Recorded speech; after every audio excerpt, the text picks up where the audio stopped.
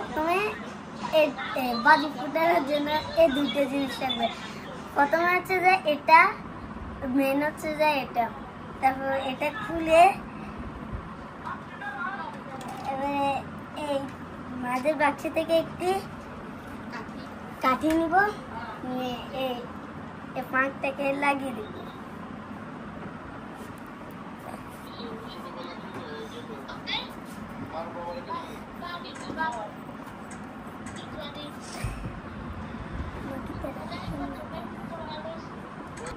লাগবে, তারপরে এটা এমনি লাগিয়ে দিব, শেষ। আরে নিজে এটা ফুটানোর জন্য আমরা এখন বাইরে যাবো। এখন আমরা এটাকে দেখতেছি।